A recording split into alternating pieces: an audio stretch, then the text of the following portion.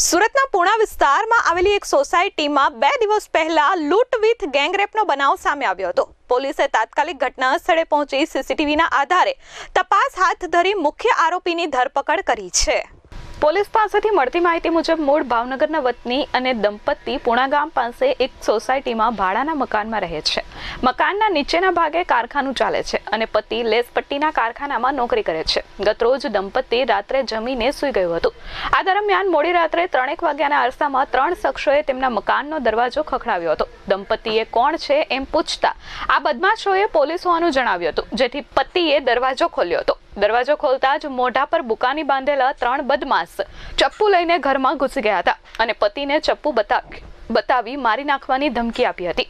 અચાનક ઘરમાં આવેલા આ શખ્સોને જોઈ દંપતી ગભરાઈ ગયું હતું। આ દરમિયાન એક બદમાશે દુપટ્ટા વડે પતિને બાંધી દીધો હતો।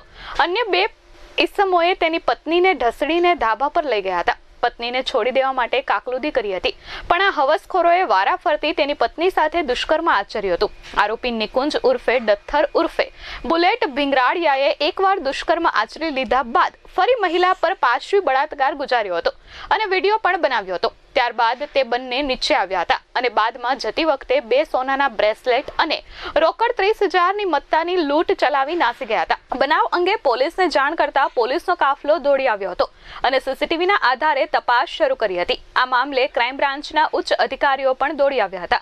ક્રાઇમ બ્રાન્ચની ટીમ પણ તપાસમાં કામે લાગી હતી। પોલીસે આરોપીઓને પકડવા ચક્રો ગતિમાન કર્યા હતા। પોલીસે આ મામલે અમિત ઉર્ફે રઘુ રોકડા, નિકુંજ ભીંગરાડિયા અને દિનેશ ઉર્ફે છોટુની ઓળખ કરી લીધી હતી।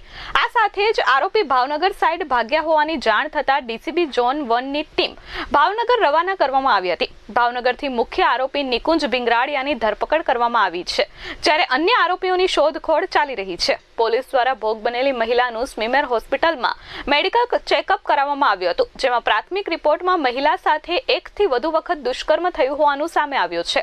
આ સાથે જ બળજબરી કરવામાં આવી હોવાથી મહિલાના પ્રાઇવેટ પાર્ટમાં ઈજાઓ પણ થઈ છે। હાલ પોલીસે સમગ્ર મામલે તપાસ શરૂ કરી છે। Bureau report S24 news Surat.